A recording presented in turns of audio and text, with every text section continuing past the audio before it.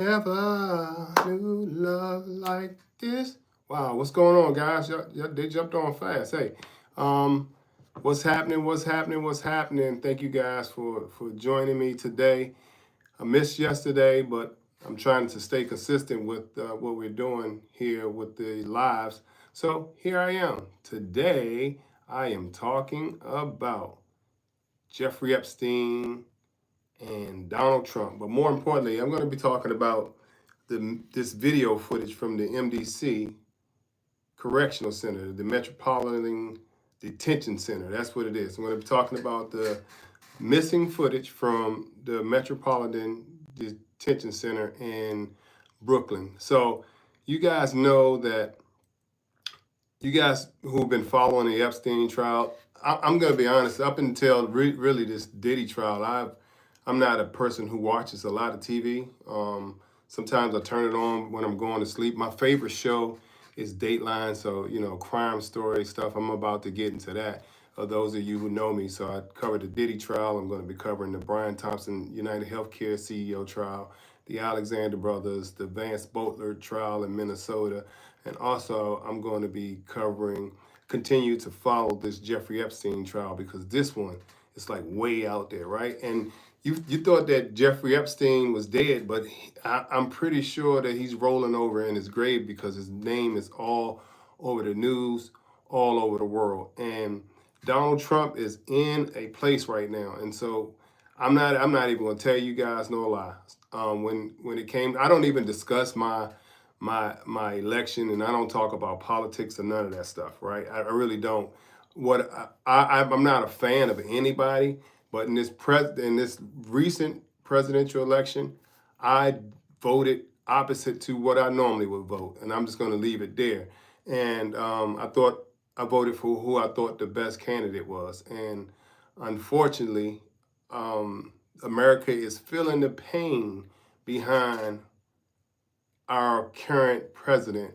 But ultimately, outside of everything that's going on with the economy, everything that's going on with the wars, everything that we have our hands in, outside of eggs being $10, milk being $10, after the job, people can't find jobs. For people who have been searching for jobs, they're overqualified. AI is taking over everything. It's just an incredible time that we're living in, and I don't even know, man. I'm just saying, to be living in this time is something unique for me, and to say I've experienced that, to be living this experience, because it's truly a roller coaster, and we're finding out a lot about people, things that many of us already surmised, that people, the way that people were, but the people in these high profile political offices who are acting in manners that I think was just a little bit beyond what we believed that they were into. So, of course, you had the QAnon people who believed that Hillary and Bill were victimizing children in the basement of a pizza shop in Georgetown in Washington, D.C., which was a whole fiasco in and of itself. But to to hear the level of immorality, I guess is the word. Is that a word? Immoral. I mean, it is a word, but is that the right word to describe what Jeffrey Epstein and a lot of these people in these high profile positions did to young girls?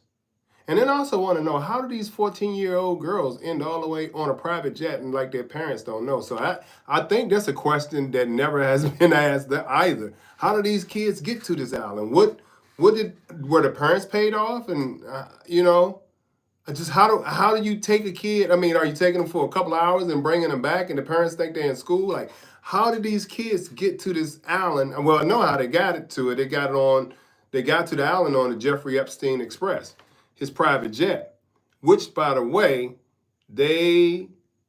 okay, I see it, Damien. Thank you so much. But by the way, they have a log. That's the only thing really they released of the files, the Epstein files. The only thing that they really released is the logs or who flew on that private jet.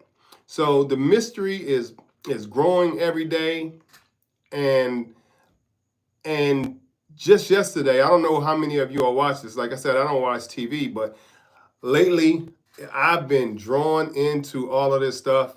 And I just saw that in addition to the 1 minute, because that clock stopped ticking at 11:58:58, and then it jumped to 12 o'clock. And Pam Bondi, the U.S. Attorney General, said, "Oh, that the every night that the system resets itself." Now, I've been working in security, law enforcement for a long time. I have to be honest with you. I've never seen a system that resets itself and just loses a whole minute.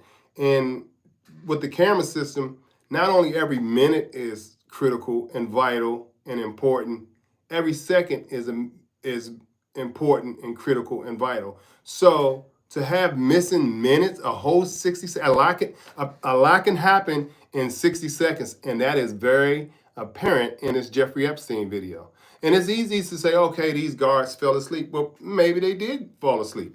Maybe somebody in that jail knew that these guards do this every night. This just wasn't the thing that two guards fell asleep on this particular night. Maybe they fell asleep. Maybe they fall asleep every night. You know, it's midnight shift. I worked midnight shift before. I was a police officer and worked midnight shift. When I was a police officer patrolling the street on the midnight shift, you can go behind any, well, I ain't gonna say this because I don't want to get any police officers injured, but you can go and find all of the patrol cars, or just about all of the patrol cars, in one place with everybody sleep in the patrol cars. Or, out there BSing in the patrol cars. Most of them, some of them are asleep. Maybe some of them, we didn't have cell phones like that now, where you see police officers texting and surfing the internet all day on their cell phones. We didn't have that, but we call it a huddle spot or hoodoo spot. We would just all get together and we find somewhere where we would sleep through the night, and we would dispatch out of the little place wherever we were, like it was like the back of the police station. Like, you know what I mean? Like, this is like, okay, car 179, okay, I need you to go handle the robbery or the theft. And then somebody would wake you up, because we were all there, and somebody would wake you up and you go handle your business. And most people would come back and go to sleep. Now, there were a lot of nights like that, but I came from a very thorough police department. And to myself, I considered the best police department in the world, because without the Metropolitan Police Department, Washington, D.C., I wouldn't be here right now talking to you and doing the things that I do in the private side of security. So I'm not talking bad about the police department. I'm just talking about the reality of police work. Midnight people go to sleep. Security guards, they go to sleep. And if you work own a security company or work in a security company, the very first thing, the complaint that clients have are that, we found your security guard asleep that night. Somebody came in, the janitor, the manager, somebody came into the facility to open it up, and the guards sleep in the car. I've been there to find police officers, security guards sleep in the car. I'm banging on the window. You banging on the window for 5 minutes before they wake up. So, I mean, that is likely that happened at the MDC Center in Brooklyn, where not only Jeffrey Epstein was housed, but also where Sean P. Diddy Combs' house, and I believe also Harvey Weinstein, and maybe even R. Kelly, were all housed in that place. And all of those guys that I just mentioned were also tried in the Southern District of New York, the federal courthouse at the Daniel P. Moynihan Courthouse down at 500 Pearl Street. And that was just a joy to cover that trial and really try to hear the things that were brought up. And so, like I said, and as a law enforcement manager, I used to have to go, I was a captain. I was an assistant district commander of the 3rd district, the 4th district, and the 2nd district. But I would come in on a midnight shift. I was the midnight watch commander, and I would come in, and after the 3 to 11 shift was over, the evening shift was over, everybody was out on the street. The sergeants would come in and turn off the light and break out their DVD players and watch movies all night. So when I first got promoted from lieutenant to captain and went to that patrol district, I would come in on the midnight shift just to catch them. And I kicked them out. So I tell them, don't you ever turn off another light in here. Get out in the field and supervise your officers. And that's why we have a lot of complaints and stuff going on with police officers improper use of force or excessive use of force, or just the complaints that they generate during the shift. That's because the sergeants are in the office sleep, the lieutenants are in the office sleep, and nobody's doing their job. It's akin to like coaching from the locker room. So it's possible that these correction officers at the MDC Center, who were supposed to be watching Jeffrey Epstein on suicide watch, it's possible that they were in their sleep. And this is not just a one-off. This is something that happened every day, every shift that they went to work. That's very possible, right? Because without supervision, things happen. But it's also possible that they were made to keep silent about what happened as well. So when we go back to this footage, when we're watching this footage of Jeffrey Epstein, everybody believes that the door at the top of that pier where the people are going in and out, they believe that that is the door where Jeffrey Epstein was housed at. That is not the door where Jeffrey Epstein is housed at. Give me 1 second. Let me just read these comments real quick. Damian Harrell said that they were promised modeling gigs, and that is correct. And then he said the sad truth is doctors, police, etc. aren't paid enough, and so it's easier than you think to look the other way for the right payday. 100%, Damian. That is a very good observation and comment to this video and what we're trying to relay here. So everybody's looking at this door and they see people going in and out of that door, and they say, oh, this is Jeffrey Epstein's cell, but that's not the Jeffrey Epstein cell. The Jeffrey Epstein cell was down on a lower level. So if you clicked on this video and you saw the circle around the person down there, that was Jeffrey Epstein being walked to his cell. So you mean to tell me that this is the only camera that they have? It's up here to an access door where there are no cells at, where it's just kind of like a common area. But down where suicide watch was, the holding cell, where the correctional officer cell was, there were no cameras. That one, just that alone, should have you saying, where are the other cameras? Where's the one that is directly on that cell door? Because trust me, there's a camera at that cell door.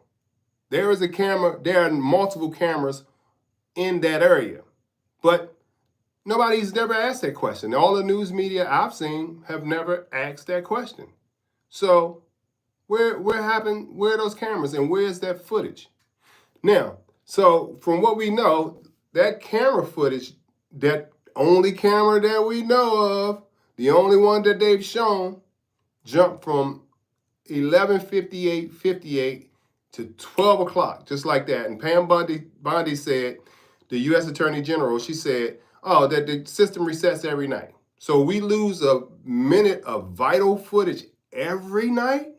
Every night we lose a minute of vital footage, and no explanation. It's not like the time jump and it keeps recording, right? But the time just jumps. No, we lose a whole minute of footage. And I've worked in security and law enforcement for a long time. I've actually studied installation of cameras.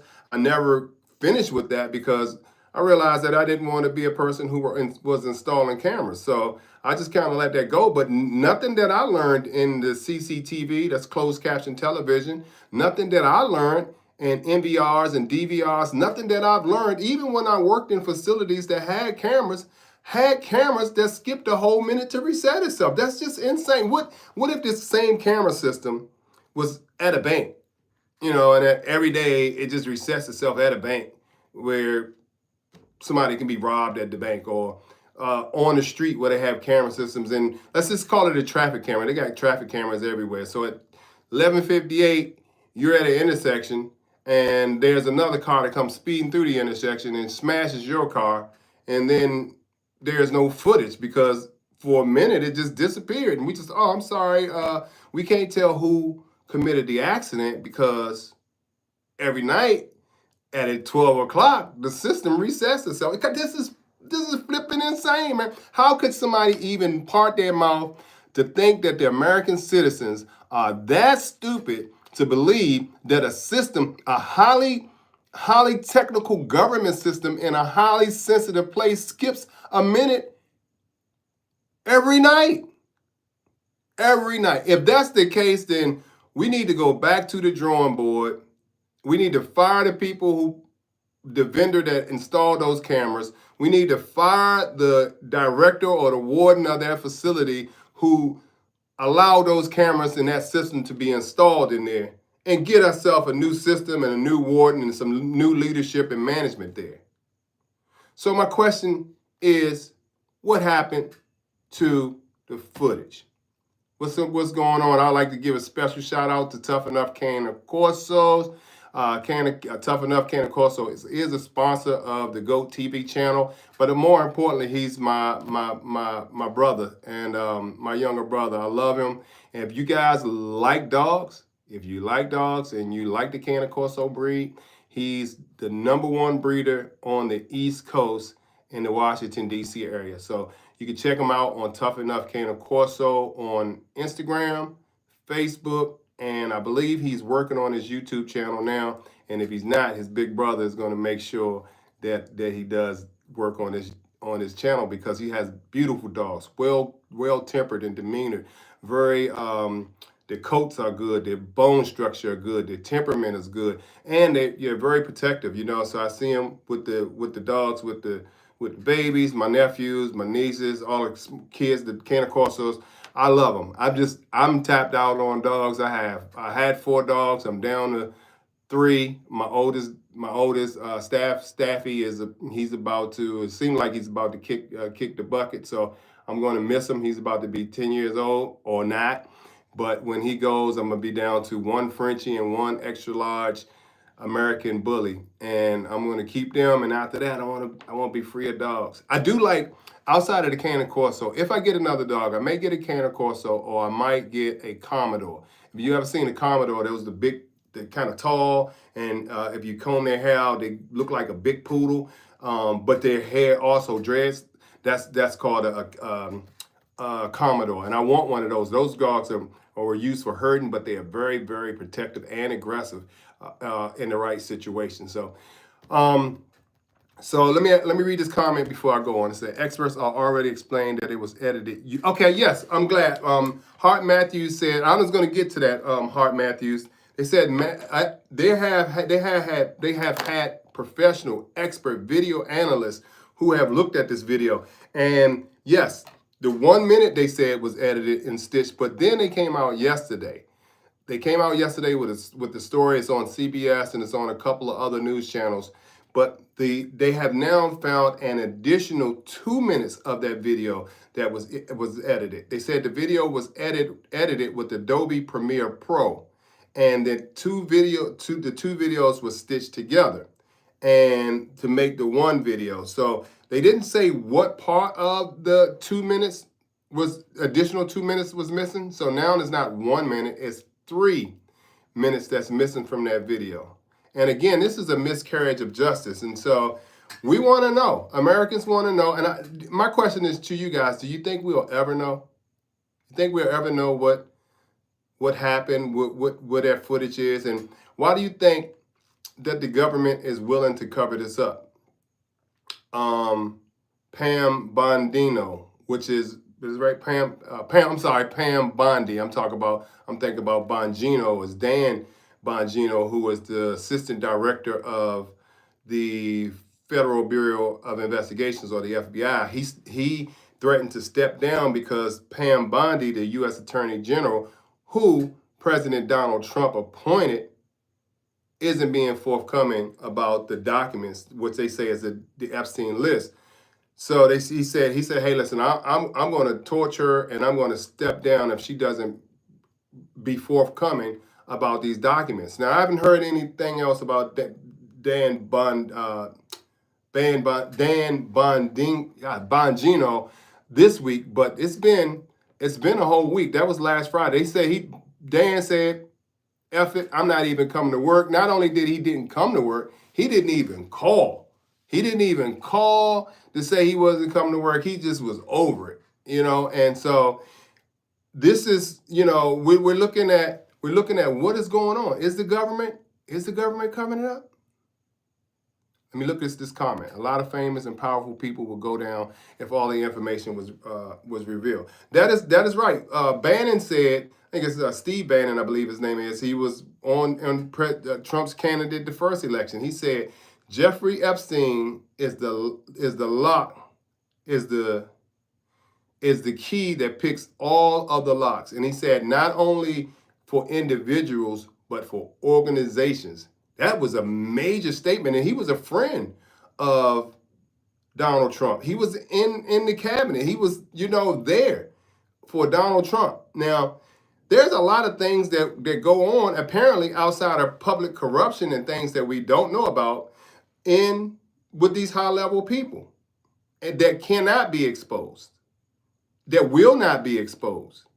There's a possibility that people could be unalive if this information goes out. So my thing is, so Trump has made a powerful counter move to this. This is what Trump says. He says, I authorize Pam Bondi, who is the U.S. Attorney General, to release the files relate to the grand jury files, not all the files, right? But to the grand jury files related to this case. Now, that sounds good on the face of it. That sounds good on the face of it because it sounds like he's being forthcoming, upfront and forthcoming, right? That's what it sounds like. But honestly, that's a way of stonewalling the process. And I'll tell you why. Because experts are saying that those grand jury documents are sealed documents. One, for privacy reasons for the young ladies who at that time were underage.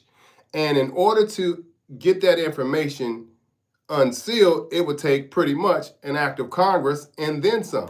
In addition to that, Ghislaine Maxwell, who is the second in command of Jeffrey Epstein's brothel prostitution business. I don't know, maybe I can't say that, but his business. She is now filing an appeal for her case. And they said she wasn't tried first. She was only tried and convicted after Jeffrey Epstein unalived himself. And now she's saying, I want to file an appeal. Now this is the trick here, because if she files an appeal, which means that information in the grand jury cannot be released, and the Trump lawyers know that. They know the law. Come on, let me be forthcoming. Yeah, release the documents. Release the Kraken. When they know for a fact that those files can't even be released. So a federal judge, this will have to go to a federal judge, by the way, which many of them are appointed by no other than Donald Trump. So people have this loyalty to President Donald Trump. But also, they have a loyalty to protect the United States of America from the public embarrassment and ridicule that would come from behind releasing these documents and this Epstein list and these files that would expose not only Donald Trump, but possibly Bill Clinton and a whole lot of other people who went to Epstein Island. This is not conjecture. This is not like, okay, false accusations or conspiracy theories. These people were actually on a flight log going to Epstein Island with these 200 plus young ladies were transported, trafficked, R8 by high profile, high net worth people of the United States and corporate America. A lot of famous and powerful people will go. Yes, absolutely. A lot of famous people and powerful people will go down. So this is not about Donald Trump. He's stonewalling. He knows that move to, release the documents, that was bullshit from the pit of hell, as the old people say. It's bullshit from the pit of hell. They're not going to release those documents. And if Ghislaine Maxwell, if she gets an appeal and she goes to a congressional hearing or attempts to go to a congressional hearing, she will never make it to the steps of the Capitol unless she's under a team of fully armored vehicles, escorted, who are independent of the United States government. I don't know how you get that unless you call me and my team. But still, we as private people, I'm a retired law enforcement person, but you can't go into the Capitol armed. They're not going to let us go in the tunnel. So she has even a small window of opportunity for somebody to unalive her and silence her so that she never makes a testimony at a hearing. And those are the things that we need to talk about. So this is what Jeffrey Epstein told his brother. Jeffrey Epstein told his brother, he said, if the American public knew what I knew about Trump, that they would cancel the election. Jeffrey Epstein's brother. Jeffrey Epstein told his brother that.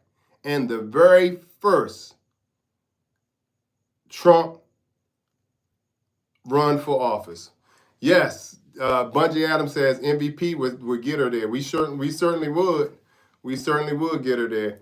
So, now all other rhetoric that Trump is saying, he said, the grand jury file, when he said to release to Pam Bondi, his sidekick. And when you ever look at Pam Bondi, you ever looked at her at a press conference, especially about this stuff, how nervous she looks? I guarantee you she won't make it for 4 years. She's going to have a nervous breakdown trying to handle all of this stuff. I guarantee you she's probably on Prozac, Valium, Adderall. She might even smoke a joint when she get a chance. She go out loud, I need a break, because that is an astronomical amount of stress for her to try to hold these secrets and to deal with the sociopathic, narcissistic personality of the person who is Donald Trump. Now, I'm telling you, I'm not against Trump. I am not. I mean, as the president, I thought he was the best thing for the United States when compared to the other candidate and compared to Sleepy Joe. For most of my life, I was raised a Democrat.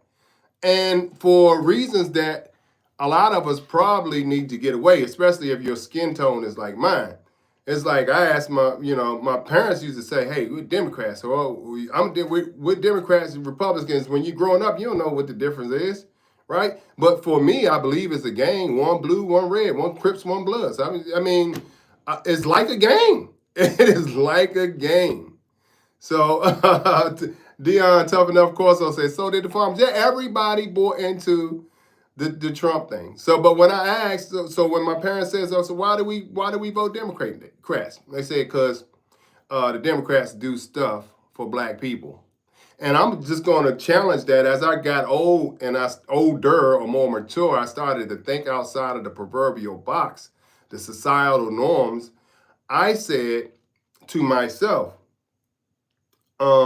Democrats don't do nothing for black people. They give them stuff that holds them back from being independent and getting stuff themselves. The welfare, it's like praying to God. And I'm not anti-religious either. I have my own beliefs, but I'm not anti-religious. It's like praying to God. It's the welfare system, going to rely on the government. It's like praying to God for something that you can do for yourself. There's people that go in and they cry every night and they pray, God, just change this. But ultimately, even if you believe that God can change something for you, the Bible says that faith without works is dead, be it alone. So no matter what you think, you still got to get out there and do it yourself. Same thing for the Democrats. I mean, the Democrats are the government that gives out all of these stimulus and all of this stuff. First of all, if they stopped taking our money, we probably wouldn't need them to give us anything. And they said, I saw something that I posted on my Instagram the other day. It says, nothing is government funded. It's all funded by the U.S. citizen, our population, because they take our taxes every 2 weeks or weekly or however you get paid. And that money goes to pay for the schools, the streets, and the politicians, the same politicians who make the rules. It goes for the infrastructure of the United States, the military, the police department. That's our money. So we're not getting nothing. So when you have people who are going who relying on the system can only hurt you, because then you'll be waiting and you'll never get up and do the things that you need to do for yourself. So here we are. So here we are. We got our president, and we got to deal with it. So my question to you is, because J.D. Vance made a very, very powerful move. I don't know if you guys know this. J.D. Vance made a very, very powerful move, because before I get to J.D. Vance, let's talk about the Wall Street Journal, who broke out this article about Trump, the Trump administration, and about Trump's relationship with Jeffrey Epstein. So the Wall Street Journal, who is ran by a powerful media mogul, Rupert Murdoch, put out an article about Trump's relationship with Jeffrey Epstein. Now, I don't know how many of you all know this, but Jeffrey Epstein and Donald Trump were friends for a long, and I do mean long time. And matter of fact, Jeffrey Epstein, I believe Donald Trump said that Jeffrey Epstein has been my best friend for 15 years. Uh-oh. He said that Jeffrey Epstein has been my friend for 15 years and that Jeffrey Epstein is a good man. That's what he said. Paula said they're both devils. Paula said they're both devils. Jeffrey Epstein has been my friend for 15 years and Jeffrey Epstein is a good man, which is a very damning statement in and of itself. Because if you're on this man's private jet, if you're going to his private island, and you're hanging out and sharing phone calls, and you gotta see something. And one of the things is Donald Trump said in a statement, he said, yeah, Jeffrey, when he said the same statement, we said Jeffrey is a good man. He says, yeah, but he likes women.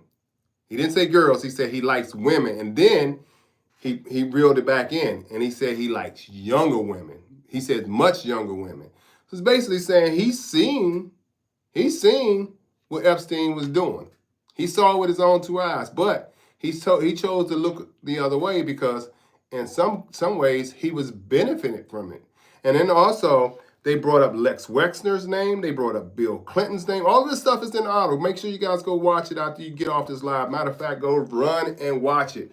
And in the meantime, make sure you give me a thumbs up, man. If any of y'all want to give me a super chat on this video, it really helps my channel to grow. And I'm trying to come back and bring you this information because I'm down a rabbit hole. I stay up all night, all day now, from a person who doesn't watch TV to really dig down into the bottom of this because I have common sense. You all have common sense. It doesn't smell the smell. It doesn't pass the smell test. And what they say, if it looked like a snake, slither like a snake, it must be a what? Must be a snake. And I smell some snake shit going on with Donald Trump and the whole, upper echelon of wealthy people. And while they're getting wealthier and more powerful, thank you, Paula. Oh my God. Paula, thanks for the super chat. Paula hit me up. I really appreciate that. And Paula has been on here and supporting me before, so I really appreciate that. That took me by surprise. That took me by surprise. I really do appreciate that. Man, thank you. So I lost my train of thought, but Rupert Murdoch, the head of Wall Street Journal, broke this out and said, okay, Donald Trump, what's his name? Bill Clinton, Lex Wexner, who's the head of Victoria's Secret and a whole lot of other brands. He was some kind of way Epstein got tied in with Lex Wexner, who's Victoria's Secret's right CEO, and he had a whole bunch of brands, but they reached out to him for comment. Lex says, hey, because all these people that I mentioned, just except for Rupert Murdoch, because they reporting the story. I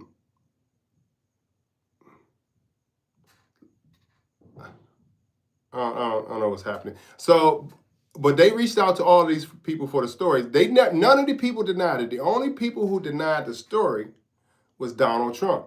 And Donald Trump said specifically, and Lex Wexner said, well, that letter was a long time ago. I can't remember what I wrote in the letter.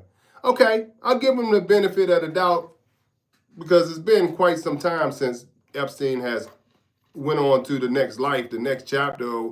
If if the powers that be even let him cross over, but it's been quite some time. It's been almost 10 years now. So, and Lex Wexner is a pretty old guy, so it's possible that he forgot what he wrote. But check this out. It's not possible that he forgot what he did. He was outside of Donald Trump. He was the next closest person to Jeffrey Epstein. So they said nobody denied it. The only person that denied anything was our president, Donald Trump. And he said none of this stuff is true. Donald Trump says that I don't even draw pictures. And then they found a picture of him drawing the skyline of New York. And it was auctioned off for $30,000 a few years ago. So yes, he does draw. And then he says, "Well, I don't even write like that. That's not my language. I didn't do that." But yeah, Paula said, "I remember what I wrote 10 years ago." Me as well, Paula. I remember what I wrote 10 years ago. So they're saying, so he says, "No, that's not me." So they said inside the letter, he said that Jeffrey was his best friend. He said, it was Jeffrey Epstein's 50th birthday. He said a bunch of stuff about that. He says on the end, he signs it. So the letter is framed in the character of a woman. So just imagine, outline, and then they said they had for the boobies, they had the little cup thing, and then they had down in the crotch area. In the crotch area, he said he signed it Donald Trump, and it made his signature look like pubic hair. That's what it looked like, right? But there are experts that say this is this man's signature. And he said, "Oh, they're lying and manufacturing this information against me. I'm going to sue Rupert Murdoch and Wall Street Journal." And that's what he does. He threatens to sue a lot of people, but he never goes through with the suit, right? But he wants to scare you. But Rupert Murdoch, again, he's a powerful media magnet. He got plenty of money too.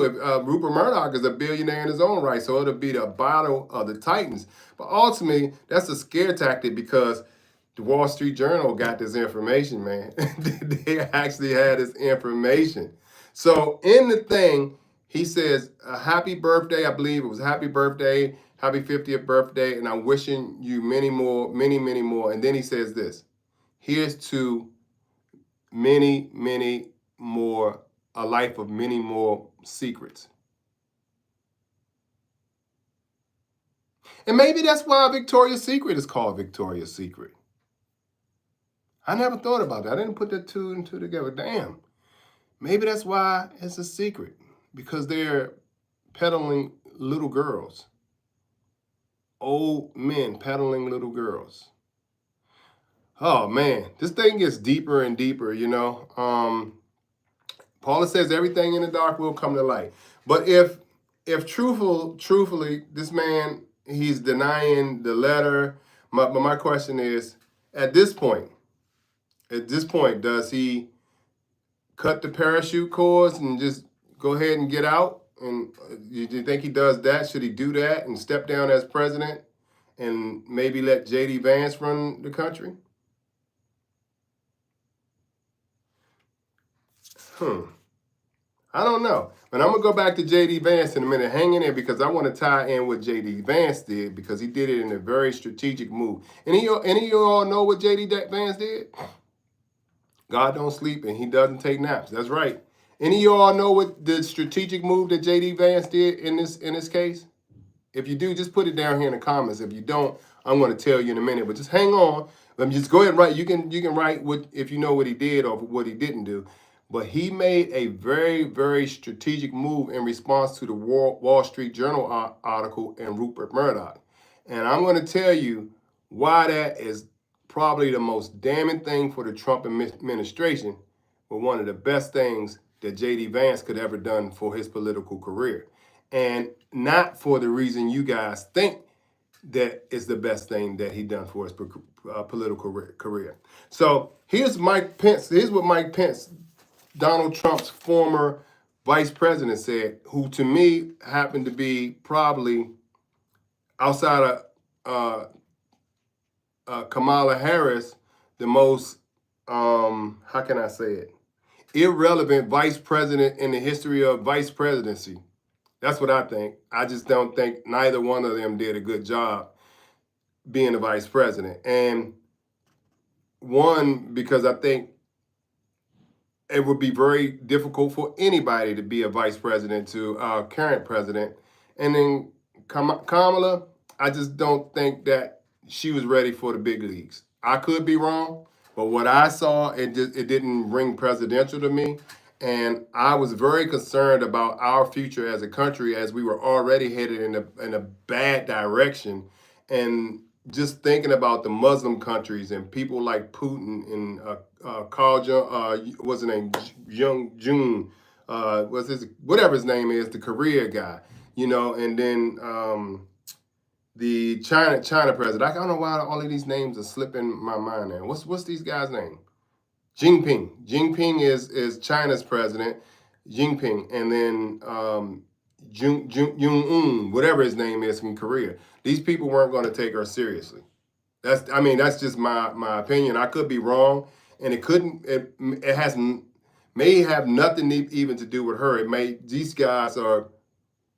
I just don't think we come to a time in society where people will accept a woman as a leader of the world, right? Because honestly, the United States is a world leader and may be the world leader, not a world leader, but the world leader. And I just don't think that they were going to take her seriously. So, but here's the Pence says, the time has come to release all of the info. Time has come to release all the info, and I am definitely with that. I am definitely with that. Julie Brown is an investigative reporter. She said so they said, well, here's the counter to that. They said if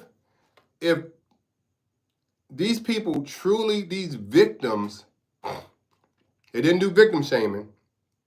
They tried to victim shame, but in a nice way. If these people were truly victimized by all of these powerful people, how come none of them have come out? That's what they said. How come none of them have filed a lawsuit? And they use that as prima facie evidence that these people didn't do nothing, because if they did, they would have sued them. That's not necessarily true, because they found over 250 victims in this case that was transported by Jeffrey Epstein and his friends, one who happened to be President Donald Trump. Happened to be the president. So they are victims. And then, I don't know, here's where it goes down, where they're saying release the grand jury files, because if you release the grand jury files, then you're going to know the name of what these victims said.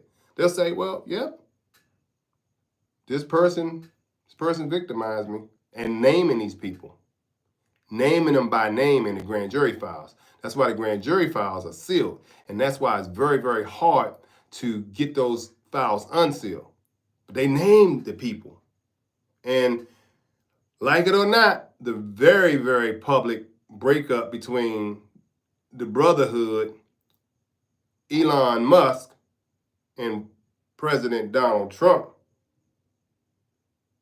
Elon Musk let the cat out of the bag. He says, and Trump is on the Epstein list. Now, was he just kind of speculating, or didn't Elon know something further? And because Elon does know that, and the information that he has, does that put Elon at jeopardy of, possibly being wiped out? And I'll just say it like that. Say it friendly so I don't get kicked off the internet for saying what I'm saying. But understand this, these people are powerful. If they're powerful enough to shut people up in the correction system for talking about a tape, powerful enough for people in a correction facility to see that something actually happened on these tapes, and then delete that footage, and then lie about that footage, and then lie about the correction officers and what they saw or didn't see, and why they did or didn't see. And to have a United States the attorney, the secretary, whatever she is, to be there and look at her on camera and see how terrified she is every day Every day that she takes the podium, she is terrified. And I guarantee you she's on every drug in the world. And she probably smokes a joint on her break or vape somewhere. She looks shooken. And if she makes it past another 12 months, I would be surprised. She's not gonna make it that long. And then we didn't even talk about Maureen Comey. Who is Maureen Comey? Before I get into Maureen Comey, remind me, somebody just remind me so I don't go on this rant too long. Remind me that I gotta come back and tell you the strategic move that J.D. Vance did, our vice president did, that will pretty much, in some kind of way, be one of the most clever moves that he ever made, political move to advance his political career. J.D. Vance, y'all, may be our next president, and he may not even have to vote to get voted in. It's going to be by default. Let's see what Paula said. Paula says, go back and read some of these comments. Disgusting. Everything in the dark comes to light. God don't sleep. Scared. The honeymoon is over. Didn't the lady say she had the paperwork on her desk? Yes. Paula says. Pam Bondi says, yes, I have the paperwork on my desk, the Epstein list, but I have yet to look at it. What? You are the Attorney General. You have one of the most important cases in the history of history, and you haven't looked at it? Come on, man. Come on, don't look. Was born that night, but not last night. No. Not unless you went to church and got saved. You were reborn on last night, but you wasn't born last night. This is insane. So, like I said, Julia Brown, Investigative Journal, she wrote a book too, and I can't think of the name of the book. Just look up Julia Brown's book. It's has something to do with this case. And remember, right, this cover-up has been going on since Jeffrey Epstein got down in Florida, and the previous secretary that they had down, that Trump appointed, he was then like the state's attorney for the Florida whatever criminal thing, and they just wiped out the case after the young ladies came forward to testify. They just made that case go away. She said she had the JFK files on her desk as well. Right. So yeah, JFK files. Let us see. So they just made that case go away, and Jeffrey Epstein was back victimizing after his short stint in jail. He was back victimizing girls again within months. I don't even think it was a year. He was a couple of months. He was back doing what he did with impunity. And the system was instrumental in letting that happen. So they asked, why, if these girls were victimized, why didn't they file lawsuits? Listen, Julia Brown said they did file lawsuits. And they said, well, where's the evidence? They said there won't be evidence because that, like the grand jury files, my friends, are sealed because it's the what do you call it, catch and release. Rich and powerful people just pay them the money to go away, and nobody ever hear about the case, and they can never speak about it again because it's part of their settlement. These young ladies did file lawsuits. They were victimized. They were traumatized. And they will never be the same for the rest of their lives. To have grown men and presidential candidates and corporate executives and politicians jumping up and down on them with their little things, because I'm certain they're little, because what grown man wants to, tussle with a little girl? Not unless you got a little boy. Little boys, little girls, just in a grown man body. I guess, I mean, it only makes sense to me. You can't really handle a full-grown woman, so at least I guess you can inflict some pain on a little girl, I guess. I mean, it's just weird to me, man. But they said that lawsuits were filed. Lawsuits were filed, and I believe that, to shut people up. And we'll never hear from those girls. And if they get it that way, that this documentation will never be released. And who's to say, okay, who's going to have the integrity, the wherewithal to go against the grain? One, because they're protecting the image of the United States. They're protecting the image of the president. This is, and all of these people involved in this stuff. So and then they place on word semantics. It's a matter of semantics. There is no Epstein list. They can emphatically say that, and they can be right in saying there is no Epstein list. That could be a very true statement, and probably is a true statement. There's no Epstein list. No, there's no Epstein list.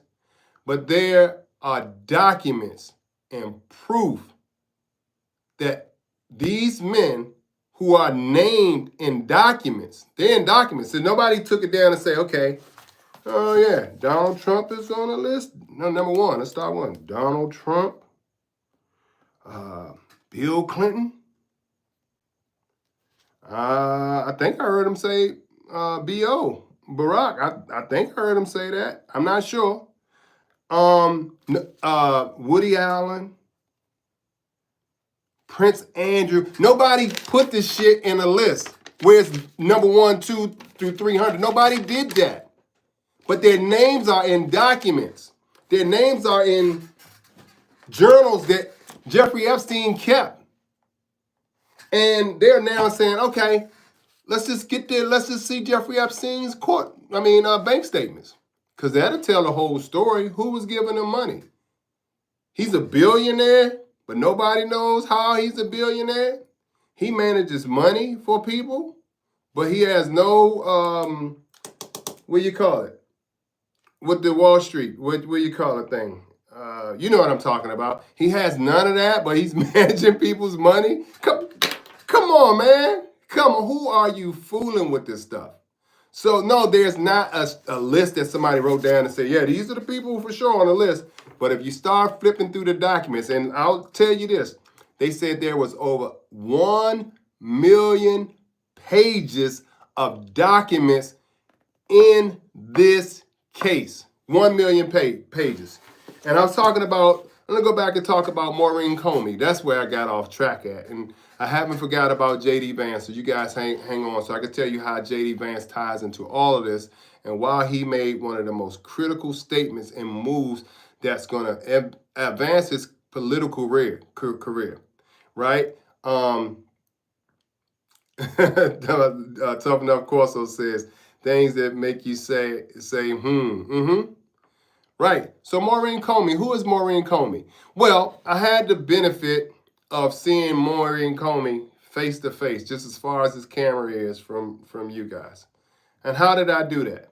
Well, I spent almost 4 weeks at the Sean P. Diddy Combs trial at the Daniel P. Moynihan Courthouse, the Southern District of New York, where the case was tried, where Jeffrey Epstein was tried, where Harvey Weinstein was tried, where R. Kelly was tried. I sat in that courtroom for almost 4 weeks.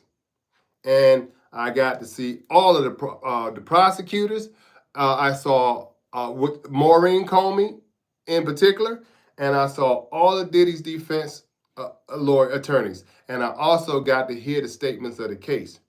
And as you know, I said before, I am pro-prosecution.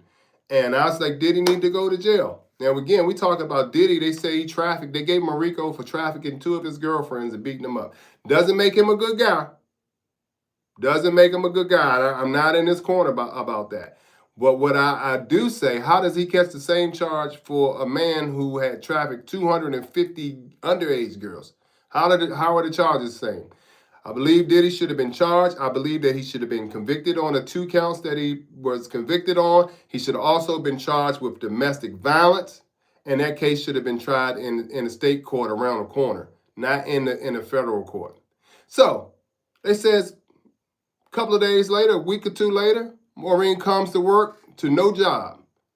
They probably let her work the whole day. And they say, oh, by the way, give me that key card and don't grab your purse and your coat. Don't bring your ass back in here because you're fired. She said, fired? Well, what the hell? What'd I do? So but the government never gave any explanation why they fired her, right? Well, she also tried the Jeffrey Epstein case. She also tried the Jeffrey Epstein case. And they didn't want her in a position to be talking about any of that. And to drive this home even further, remember her last name is Comey. Do you know somebody else with the last name of Comey? The person with the last name of Comey, the other person was the former FBI director, James Comey, who now they have launched another investigation on him. For what reason? I have no clue. They aren't saying why they launched the investigation on him. They didn't find anything the first time, but our current president and then president, Donald Trump, fired James Comey, the director of FBI, and never for no apparent reason other than he investigated him in the Russia and a whole lot of public corruption cases. And so when he did that, he had a vendetta against James Comey. His daughter is connected to him. James Comey has been said to say that there is an Epstein list. It may not be written down like this. It may not look like that, but there is an Epstein list, and there are important people, VIPs, high-profile, wealthy people are on that list. That's why Maureen Comey was fired. And she hasn't come out and said anything. And she probably should be coming out and saying anything. But and I felt this way about Comey too. How much can you say? Who got your back? The whole Department of Justice is covering this up. Think about who you gonna tell? Ghostbusters? Who are you going to tell this information to? Maybe they'll write it in the journal or something before they pass away. And hopefully that's of natural causes. But who are they going to tell? This is a sad place. If me and you, we got quite a few people on here, any of us, we did this type of stuff, we'd have been under the jail. They would have gave us NFL lineman numbers, jersey numbers, 99 years, 199 years. They trying to give Sean Diddy Combs life for trafficking and his personal immorality and affairs with his 2 girlfriends. Mike Agnifilo, Combs' attorney, says, Cassie is no victim. Cassie is Diddy's equal. I sat in the courtroom and heard this. He said, Cassie is nobody's fool. Cassie is a winner. If anybody won, she won. She's somewhere with $30 million of his money. And he pointed to Sean Combs. And I said, damn. Okay. All right. Very powerful statement. And then he also said, for Jane was Daphne Joy, which happens to be 50 Cent's baby mother.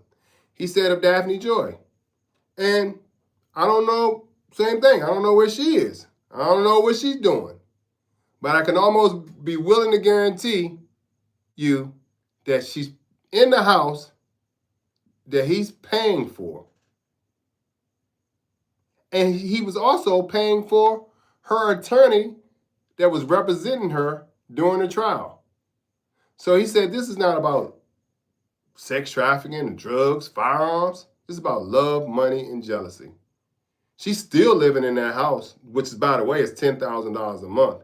When I could take this camera out here and show you my house, you'd be impressed. You're like, oh, but I pay less than $2,500 a month.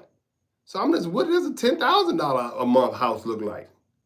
You know what I'm saying? So anyway, to be here or there, why can they find enough evidence to convict him, charge him with the RICO? And again, one of the statements that Pam Bondi and the Department of Justice said is that there's not enough evidence to bring a case or convict anybody, any third parties who were connected to the Jeffrey Epstein case. I believe that's the way they stated. So they're acknowledging in a way there's third parties, but they don't have enough evidence to convict any of them, including the 1 million pages of documents that they have and the Epstein files and quote unquote from James Comey and other people, the Epstein list that may not be numbered, but they know who the people who are involved in this. And how do you convict a man Or how do you convict Ghislaine Maxwell if we got victims? And you got victims, I'm sure Jeffrey didn't just smash, do these things to 250 women by herself.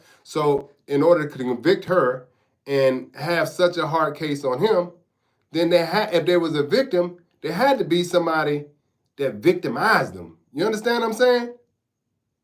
And this man kept meticulous records, and they said his house was wired for sound. The electric sockets, the light fixtures. He had every room. The bathroom was wired for sound. And these people were going in and out of his house. And everybody knows about Woody Allen. He married his daughter. He married and had relations with his daughter. He's been a pedophile for a long time. This is one of Epstein's best friends. And they all run in a circle together. So let me tell you about J.D. Vance.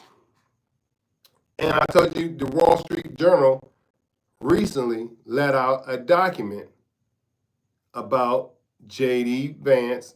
About Donald Trump and the letter that he wrote to the Epstein and things related to this case, including Bill Clinton, Lex Wexner, the head of Victoria's Secret, and a whole bunch of other corporate businesses.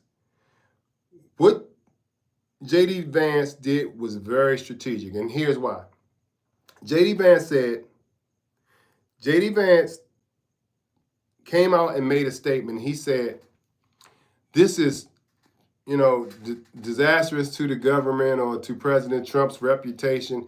How can you make such allegations without having any proof? Like if there's a letter, then release the letter. Show the letter.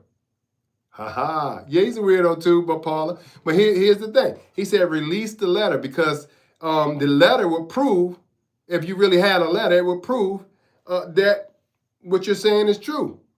But they know that they can't release the letter. But if he poked the bear and they release the letter, guess what happens?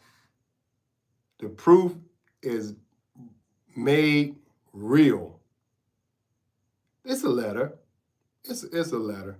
But if they release the letter, that automatically exposes Donald Trump, and he has to step down or be impeached, and J.D. Vance immediately, without any election, becomes the president of the United States. So J.D. Vance wants that letter released. That's what J.D. Vance wants.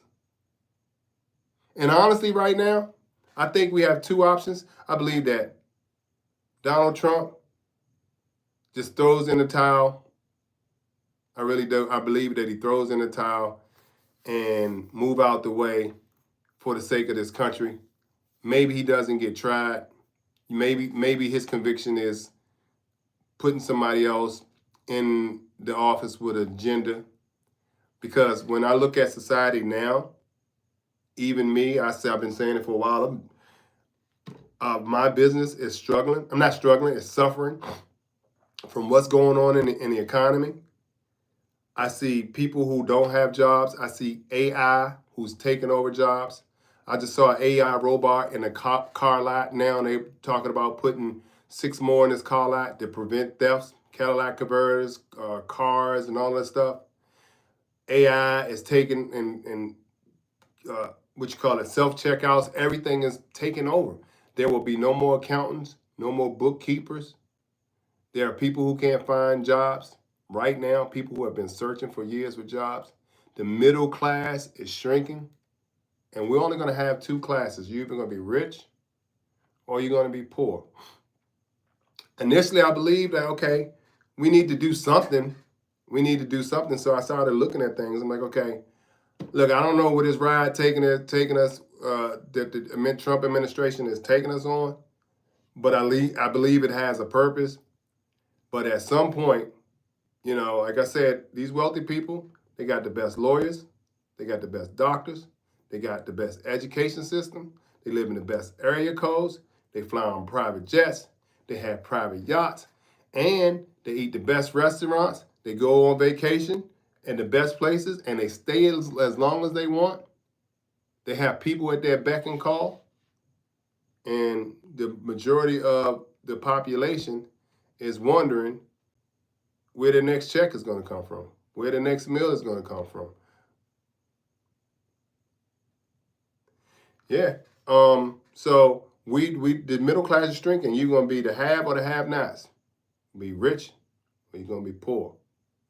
And again, the tariffs and all of these things, I mean, for a while, I thought I understood it. Now, I just don't know where we are in society. Yeah, no, he won't step down. He won't step down. This is weird, man. It's a weird time that we're living in. Yeah, I don't know where we're going. I don't know what's going to happen to the future of our planet. We'll talk about midlife crisis. People say you turn 35, that's midlife. 50, that's midlife crisis. That is not midlife crisis. The average life expectancy of any human being, black or white, male or female, the Asians have the most people who are centurions that live to 100 years old, followed by the Latino and Hispanic community, and then it's African American and Caucasians.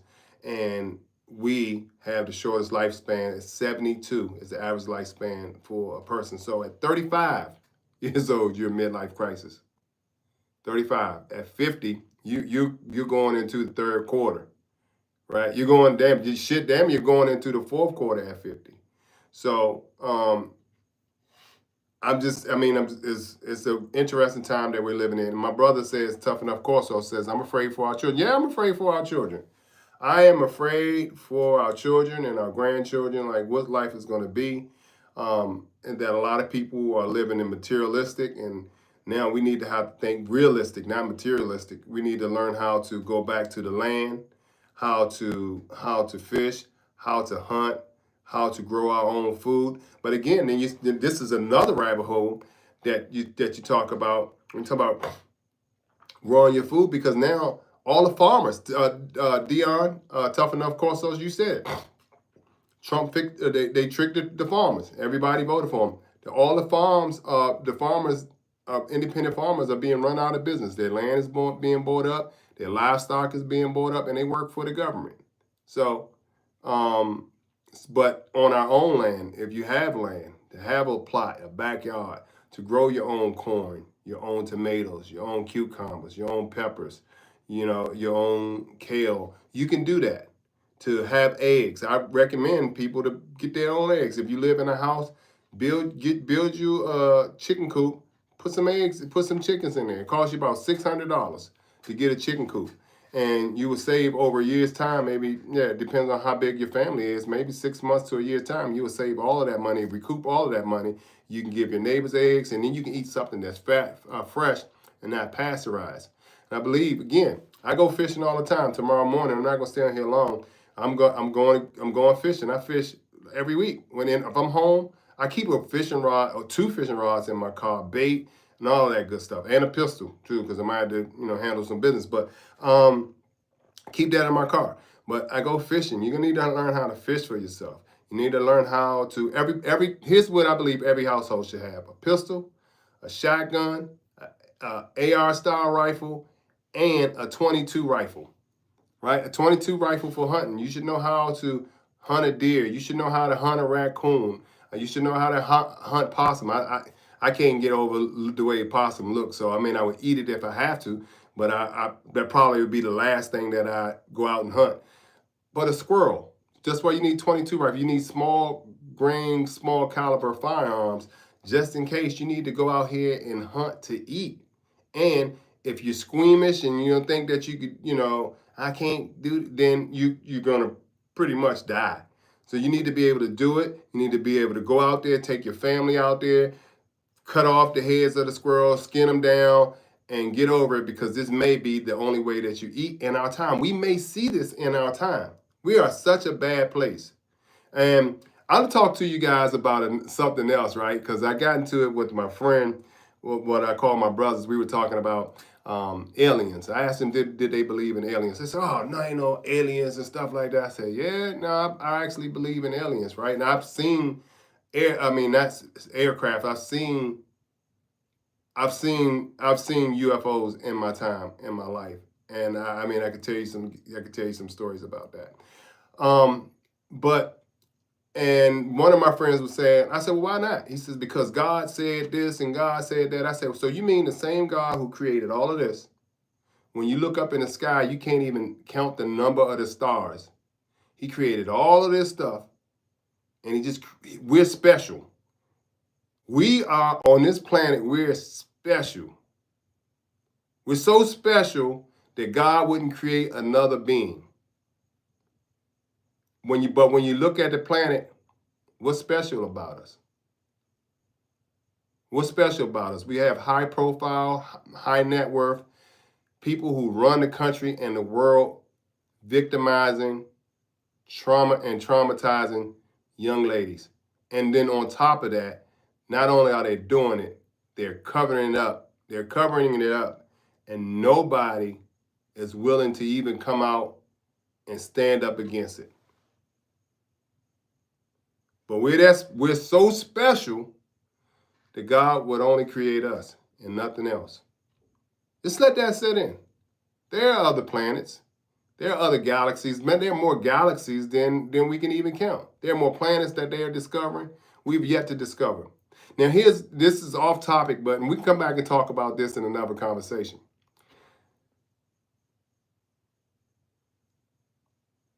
When we talk about aliens, I believe that the government also knows that they are aliens. And to be truthful, if we fly out because we are always trying to venture from place to place, Elon Musk is trying to get us to Mars.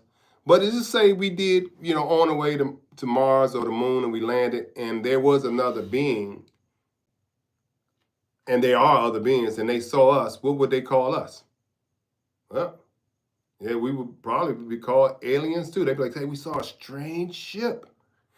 And so to say that these people look like, whatever, the slant eyes and the big head and all of that good stuff, just think about the big head. Think about the big head. Now I want you, while you're thinking about the big head and the two eyes, I want the traditional way that an alien looks. I want you guys to think about this. How do our astronaut suits look? Does it have a big head? Does it have one eye across the middle? Ah, okay. So when we land somewhere, they say, oh, I saw a monster.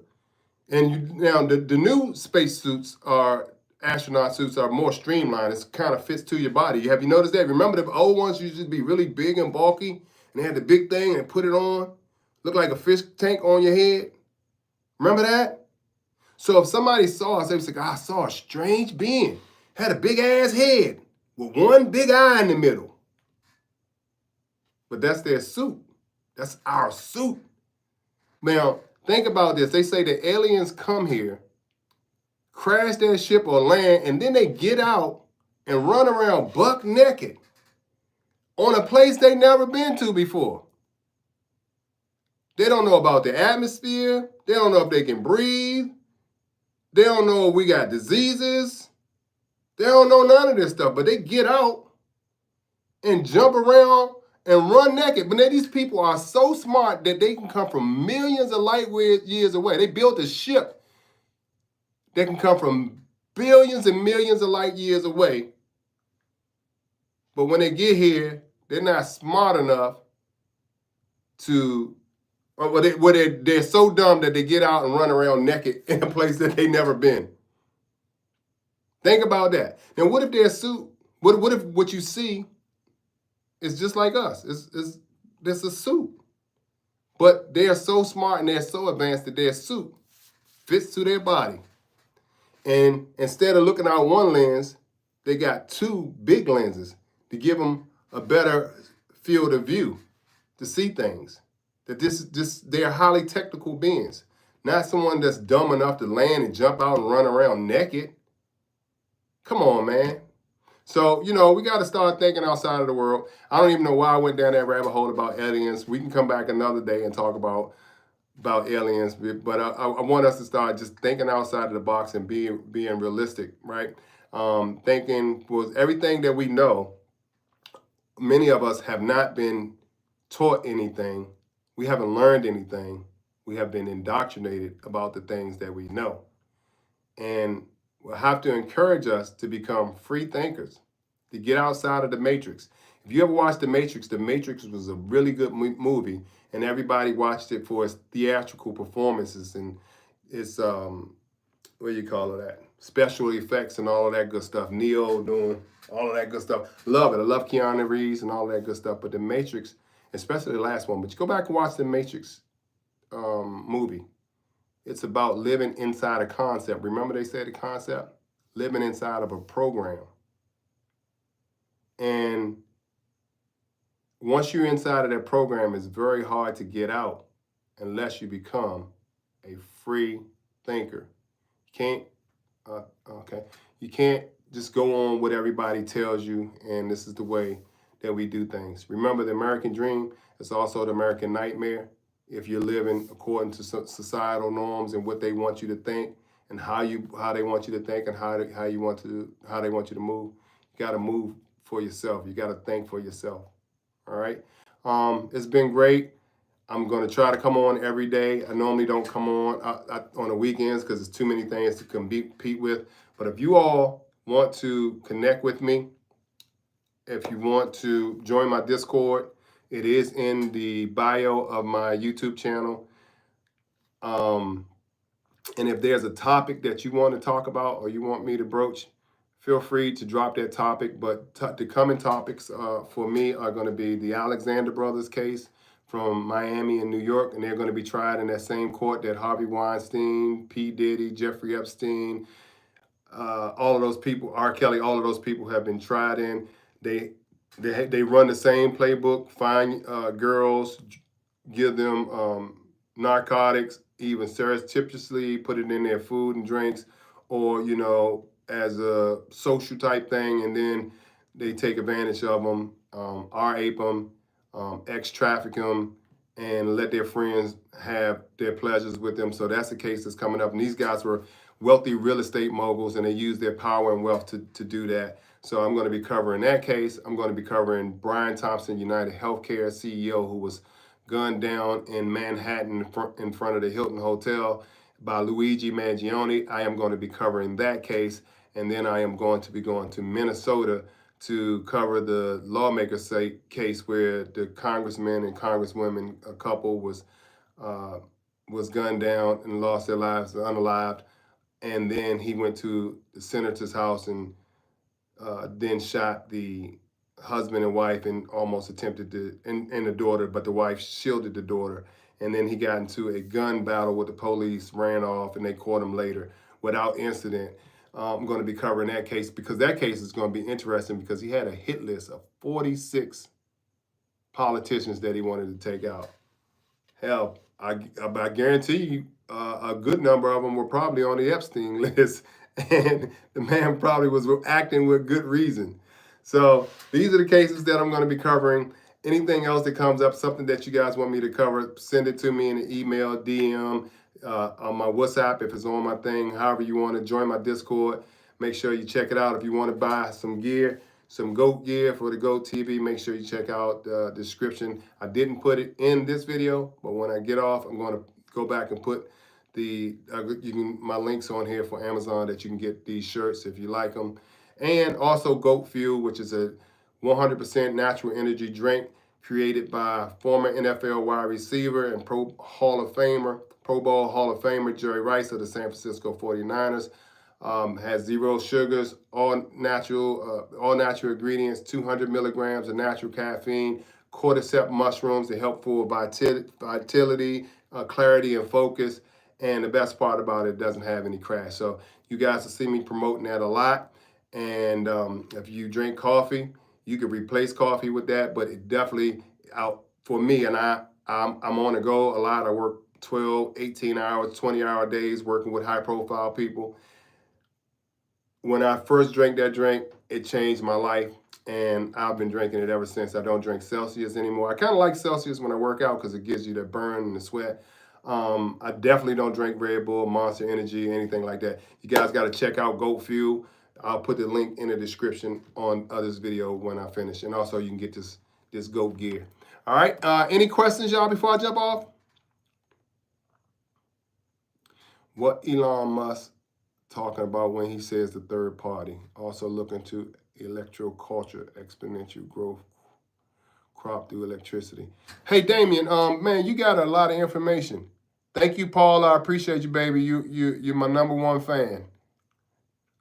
Damien, send me all of this information that you're talking about. Even join the Discord, and I'll put it in the description after this video. I'll just go back and edit the description. Put it in the description. I mean, join the Discord. You don't even have to look in the description, but check out my channel, the header, and all of my information to connect with me on there. Instagram, TikTok, Discord, probably WhatsApp on there, email, my company website. So if you're interested, what I do is executive protection. So this is why I'm passionate about a lot of this stuff. One, because I was former law enforcement, retired. And the second thing is because I have a company that specializes in protecting very high profile people. Some of them in the secretary, in the president's cabinet, some of them in Congress, some of them in Senate, and a lot of them in the top 30 Fortune 500 companies. These are the people who I'm responsible for protecting, including the person who Paula just asked, who was talking about the third party, the electric car guy. But I also work for him, providing protection. But that is becoming a dangerous thing, just because of his beef with the U.S. government. Again, it's not with Donald Trump. He's beefing with the U.S. government. So I don't want no parts of that, because IRS and the CIA are two of the biggest gangsters on the face of this planet. And when they come for you, there's nothing that you can do to prevent yourself from being taken out. So I probably won't be working with him anymore. And that's just, that's just the way it is. All right. I appreciate you guys. You have been great. Please like, share, subscribe to my channel. And until the next video, I'll see you again. Peace. Okay, Damien says a former Army chaplain assistant. Okay, cool. Yeah, Damien, definitely join the Discord then. Let's chat there. And what area are you in? What area of the world are you in?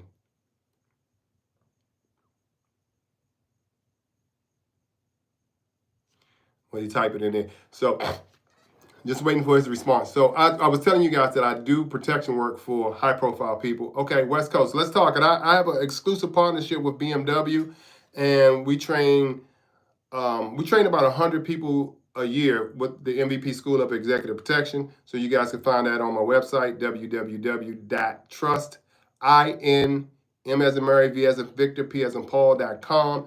I have the fastest growing executive protection school in the world. I train about 100 people a year to do the level of work that I'm doing. Bungie Adams, who I thought was at work, but I forgot that you're 3 hours behind us, so it's not quite work time for you. I would have sent you that link. I'm thinking you at work, so I didn't send you the link again.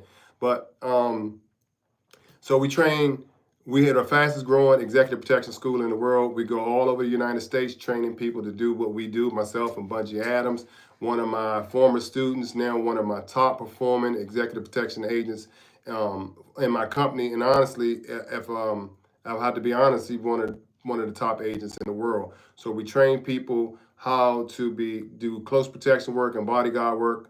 And then we also have a driving school. We have an exclusive partnership with BMW, and we teach classes in Thermal, California, Spartanburg, South Carolina, and Indianapolis, where we use BMW's vehicles, the M3s, the M4s, the M5s, the i5, and we also use their tracks and their facilities and world-class instructors to teach executive protection agents and bodyguards how to drive high-profile people. So this is what I do for you guys who have been watching, who don't really know what I do, but that's what I do. And that's why I come and talk about the topics that I talk about, because these things also affect our impact and affect our industry.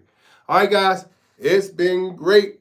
I love you. Thank you for joining. Make sure you continue to follow my content. If you got a channel, also drop your channel, drop your Instagram, drop your TikTok, Discord, whatever you have. I will follow you back, and I will become a member of your stuff as well. All right, guys, take care. Thanks for the likes. Thanks for the super chat, Paula.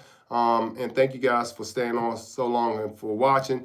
Tough Enough Can of Corso's tough. If you want to drop your, before I log off, you want to drop your stuff down there. If you're still on here, please drop your information on there so people can find your dogs. Again, that's my brother. I'm the best in the world at what I do. He's one of the best in the world at what he does, and in breeding some of the top Can of Corsos on the East Coast, especially in the DMV area, which is Maryland, DC, and Virginia. All right? If that's it, if he doesn't drop it, then I'm going. You guys can check off. If he doesn't drop it, then he's already checked off, and I'll make sure that I get that information as well. Thanks, guys.